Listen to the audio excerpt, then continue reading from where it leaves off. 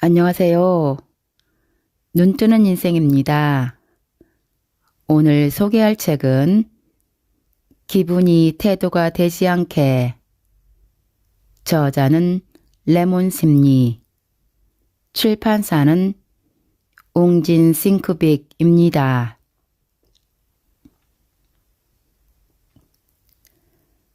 내 기분은 내 책임입니다. 기분이 안 좋은 날에는 나도 모르게 기분이 밖으로 드러난다. 이러면 안 된다는 걸 알면서도 짜증이 솟구치는 것을 참을 수가 없다. 빽 하고 신경질을 낸 뒤에 왜 화를 내고 그래? 라는 친구의 주눅든 목소리를 들으면 민망하고 미안하다. 이런 일은 너무나 비일비재하다. 집에서도 학교에서도 회사에서도 크고 작은 차이만 있을 뿐이지 누구나 기분을 드러낸다. 내 기분은 내 손에서 끝내야 하는데 나도 모르게 겉으로 드러난다. 하지만 기분과 태도는 별개다. 내 안에서 저절로 생기는 기분이 스스로 어쩔 수 없는 것이라면 태도는 다르다. 좋은 태도를 보여주고 싶다면, 소중한 사람에게 상처 주고 싶지 않다면, 이러한 마음만 있다면 우리는 충분히 태도를 선택할 수 있다. 우리는 감정이 상한다고 해서 울고 떼쓰는 어린아이가 아니다. 아이는 자신이 어떤 감정을 느끼는지도 정확히 알지 못하기에 표정과 몸으로 말한다. 하지만 성인은 다르다. 감정의 종류를 정확히 인지할 수 있고 그것에 따라 표현 방법을 달리할 수 있다. 또한 엄청나게 격정적인 감정이 아니라면 스스로 통제할 수도 있다. 안 좋은 기분을 털어내고 싶다면 남에게 폐를 끼치지 않은 선에서 표출할 수도 있다. 기본적으로 내 감정은 내 책임이라는 것을 인지해야 한다. 출근길에 기분이 상하는 사건이 있었다면 그건 회사 사람의 잘못이 아니고 회사에서 자존심이 상하는 일이 있었다면 그건 가족의 탓이 아니다. 기분을 망친 대상이 분명할 때는 그 대상에게 확실히 짚고 넘어가자. 화풀이 대상을 잘못 선택하고 엉뚱한 데에 푸는 버릇을 고쳐야 한다. 나와 조금 더 친밀한 사람, 가깝고 만만한 사람을 대상으로 화풀이를 하는 경우가 제일 최악이다. 자신의 기분을 통제하는데 능숙한 사람을 보면 존경심이 절로 생긴다. 결코 쉽지 않은 일임을 모두가 잘 알고 있기 때문이다. 안 좋은 감정을 남에게 전달하지 않기 위해서 노력하는 사람, 그게 진짜 어른의 태도가 아닐까? 좋은 태도는 체력에서 나온다.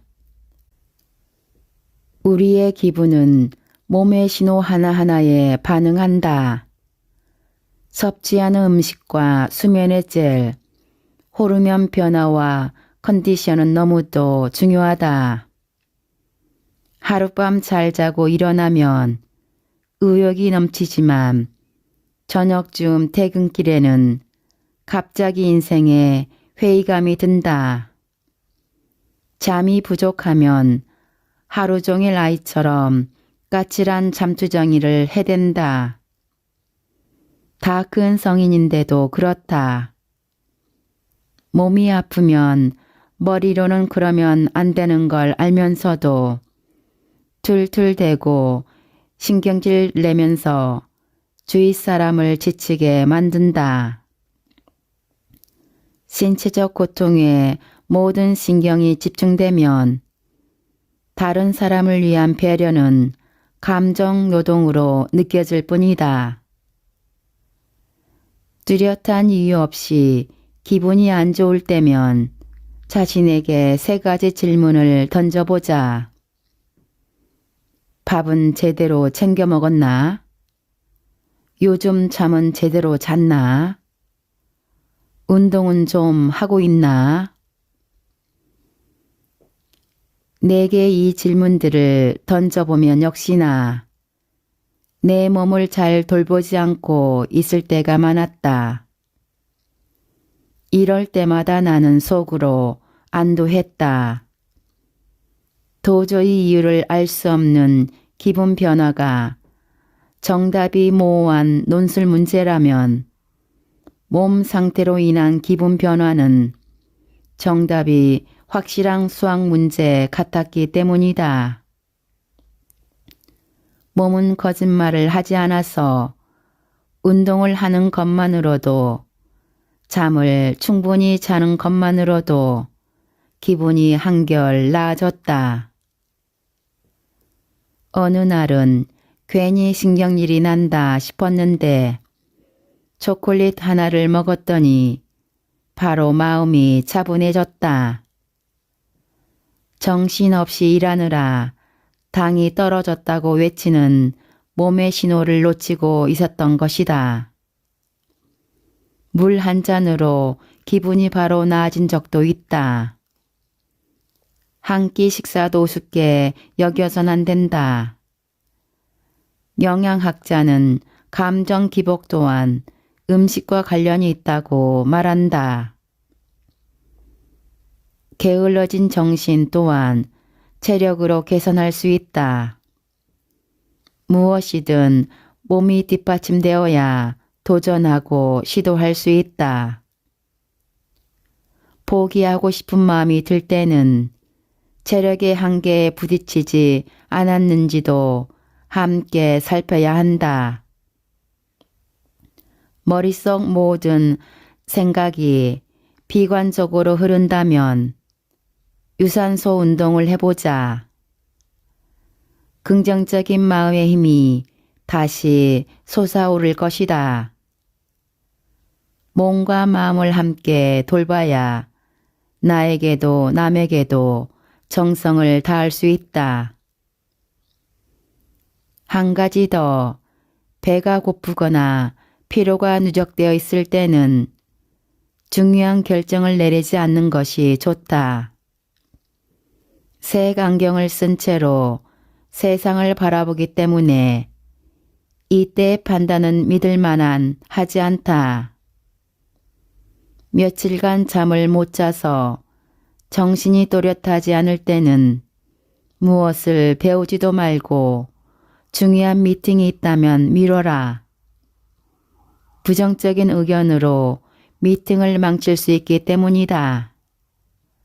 수면 부족은 짜증을 유발하고 스트레스를 증가하며 자신감을 떨어뜨린다. 이럴 때 해결 방법은 아주 단순하다. 당신에게 필요한 것은 오로지 달콤한 잠일 뿐이다. 지적받았을 때 당황하지 않고 웃으며 대처하는 법. 다른 사람에게 지적을 받았을 때 어떤 태도를 보이는가는 매우 중요하다. 남의 문제 제기를 반갑게 받아들이는 사람은 드물고 그렇기에 자신의 그릇이 드러나기 딱 좋은 상황이 된다. 한 번은 친구에게 큰맘 먹고 쓴소리를 한 적이 있었는데 내 이야기를 진지하게 그러면서도 상쾌하게 받아들이는 모습을 보며 그 친구에 대한 인상이 완전히 달라진 적도 있다. 그러나 좋은 태도를 보이는 사람보다는 감정이 앞서는 사람을 훨씬 많이 보았다. 문제를 지적받았을 때 자신이 공격받았다고 느끼는 사람들이 있다. 공격을 받았는데 기분이 좋을 리 없다. 순간적으로 기분이 상한 것을 숨기지 못하고 어설픈 변명을 하거나 상대를 괜히 원망한다. 우리는 이런 상황을 매우 자주 접한다. 오늘 늦었네요. 아, 오늘 날씨가 이래서 차가 엄청 밀리더라고요. 자료에 문제가 많네요. 그럴 리가요. 이거 만들려고 제가 며칠 밤을 새웠는지 아세요? 자신이 틀렸다는 것을 이미 인식하고 있다 하더라도 변명을 하는 사람들은 왜 그러는 걸까? 일반적으로는 자존심을 보호하기 위해서다. 심리학적 관점으로 보면 변명하는 것은 인간의 자기 보호 본능 중 하나다. 팔팔 끓는 물에 손이 닿자마자 움츠리는 것은 스스로 통제한 반응이 아니라 본능이다. 위험을 회피하는 본능 덕분에 인간은 자신의 몸과 마음을 건강하게 유지하고 보호한다. 하지만 이것이 우리가 잘못을 직면하고도 인정하지 않는 핑계이자 이유가 되어서는 안 된다.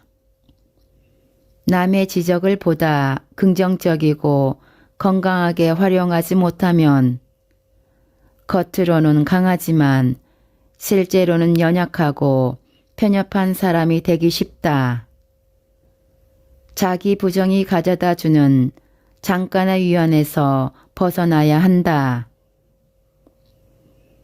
누군가가 문제 제기를 한다면 그 말에서 감정을 분리하는 버릇을 들여라. 언뜻 들으면 상대의 말이 나를 상처 주기 위한 것처럼 느껴지지만 사실 내 기분이 만들어낸 오해일 때가 많다. 상대의 비판을 통해 자신의 결점을 발견하고 부족함을 개선해서 더 나은 사람이 되자. 얼마나 좋은 일인가. 타인의 지적을 자신의 동력으로 삼는 태도. 성숙한 어른만이 보여줄 수 있는 모습일 것이다.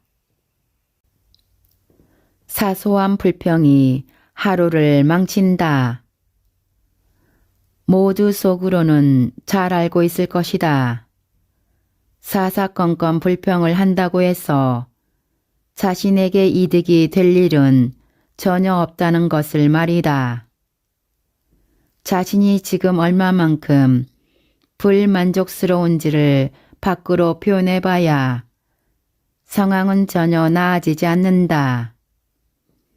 나아지기는커녕 주변의 분위기를 더 나쁘게 만들고 다른 사람의 기분마저 망가뜨리고 만다. 그러나 짜증스러운 불평을 쉽게 멈출 수도 없다. 사실 불평은 나 자신을 위한 것이다. 불평의 대상인 친구나 가족, 상사, 환경 등은 대체로 자기 바깥에 있는 것들이다. 그들을 원망하는 마음의 근원을 따라가 보면 나는 옳고 너는 틀렸다 라는 생각이 자리 잡고 있다. 이 어처구니 없는 믿음 때문에 나는 나의 진심을 참지 못하고 말로 내뱉고 마는 것이다. 불평하는 습관이 들면 일이 잘 풀리지 않을 때마다 자신에게서 원인을 찾는 대신 다른 사람을 부정하고 비꼬게 된다. 다른 사람을 깎아내리고 자신의 행위를 지켜 세우면서 우월감과 쾌감을 느낀다. 그러나 이런 쾌감은 눈 깜짝할 사이에 사라지고 아무런 이득을 가져다 주지 못한다. 그렇다면 짜증을 내며 불만을 표출하면 답답했던 기분이라도 나아질까? 그것도 아니다. 툴툴대는 내가 싫어져서 기분은 더 최악으로 치닫는다. 설상가상으로 주변 사람들마저 점점 나에게 질리게 느껴진다. 나의 못난 성격으로 주변 사람이 등을 돌리는 것만큼 힘든 일도 없다. 도대체 어떻게 해야 불평을 멈출 수 있을까? 불평하는 순간순간을 인식해라. 미국의 유명한 목사인 윌보웨는 불평 없이 살아보기라는 캠페인을 시작했다. 21일간 보라색 밴드를 한쪽 손목에 차고 다니다가 스스로 불평하고 있다는 걸 알아차릴 때마다 밴드를 다른 발목에 옮겨 차고 처음부터 다시 시작하는 캠페인이다. 많은 사람들이 이 캠페인을 환영하며 기꺼이 동참했고 불평하는 습관을 고치는데 큰 도움을 받았다. 나에게 불평하는 습관이 있는지를 깨닫는 과정이 가장 중요하다. 내가 친구에게 지적을 받고 그때부터 말과 행동을 의식하기 시작했듯이 자신에게 나쁜 습관이 있다는 것을 알아야 고칠 수 있다. 통제할 수 없는 것에 대해 불평하길 포기하라. 나를 불평하게 만드는 상황을 어떻게 바꿀 수 있을지 고민해야 한다. 어머니의 집착과 잔소리가 불만이라면 어머니와의 관계를 어떻게 바꿀 수 있을지 생각해보자. 매번 짜증스러운 대꾸로 응하지 말고 문제를 발견하고 분석하고 해결하라. 그러나 내가 통제할 수 없는 것들에 대해 또다시 구시렁거리고 있다면 그것에 대해 생각하기를 포기하라. 날씨가 춥고 덥고 같은 일 하나하나에 불만을 가지기 시작하면 스스로 멈출 수 없다. 불평은 사람의 에너지를 가장 많이 소모하는 무익한 행위다. 내가 아니면 누가 나를 챙겨줄까? 나에게 해당되는 내용이 있는지 체크해보자. 퇴근 후 사람과 연락하는 횟수가 적다. 일상에서 즐거움을 느끼지 못한다. 집에 혼자 있는 시간이 많다. 몸이 아파도 귀찮아서 병원에 가지 않는다. 청소를 하지 않아서 방이 항상 지저분하다. 좋아하는 음식만 먹고 새로운 음식은 입에 대지 않는다. 언뜻 보면 게으른 사람의 특징 같지만 이것은 자기 자신을 방치하고 무시하는 사람에게 나타나는 특징이다. 인생의 열정이 결여되어 무기력한 상태라고 볼 수 있다. 이런 상태가 오래 지속되면 감정이 무뎌지고 다른 사람과 깊은 관계를 맺기 어려워진다. 이런 감정적 억제를 극복하기 위해서는 자신에 대해 궁금해하고 호기심을 가져야 한다. 오랫동안 자신에게 관심을 가지지 않고 방치해 두었다면 내 마음을 들여다보는 일이 쉽지 않을 테지만 용기를 내보자. 친해지고 싶은 친구에게 말을 걸려면 용기가 필요한 것과 마찬가지다. 나를 소중히 여기기 위해서는 제일 먼저 나에게 질문을 건네보자. 오늘 무엇이 나를 즐겁게 했는지 혹은 실망스럽게 했는지 물어보자. 누군가와의 대화를 통해 문제의 실마리가 풀리듯이 나와 대화하면 나의 감정을 명확하게 인지할 수 있다. 그것이 바로 자신을 챙기는 첫걸음이다. 다음으로는 자신의 가치관을 되도록 자주 상기해야 한다. 가치관을 되새겨야 하는 이유는 그래야 다른 사람의 주장이 반드시 옳지만은 않다는 것을 깨달을 수 있기 때문이다. 스스로가 중요하게 생각하는 것들에 대해 되새김하다 보면 자신의 기호와 입장이 뚜렷해진다. 그렇게 되면 우리 내면의 평가 시스템을 단단히 만들 수 있으며 자신이 옳다고 생각하는 방식을 선택하면서 인생을 꾸려나갈 수 있다. 자신의 좋은 친구가 되는 방법을 배우자. 나의 기분은 내가 잘 알아줘야 한다. 내가 아니면 누가 나를 챙기겠는가? 삶이 마음대로 되지 않고 엉망진창인 것 같을 때 나를 챙겨줄 가장 따뜻한 친구는 나임을 기억하자. 소중한 친구에게 하는 말을 나 자신에게도 인생은 짧고 또 길어서 마지막까지 함께 할 수 있는 것은 오직 자신뿐이다. 과거에 저지른 잘못을 잊지 못한다. 우리는 종종 과거를 회상하며 자신이 저지른 잘못에 대해 강한 후회와 부끄러움을 느낀다. 어느 정도의 죄책감은 긍정적인 역할을 한다.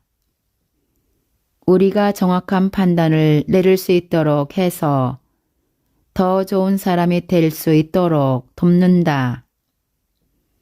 하지만 과도한 죄책감은 내면을 망가뜨리고 오랜 시간 불안과 고통을 느끼게 만든다.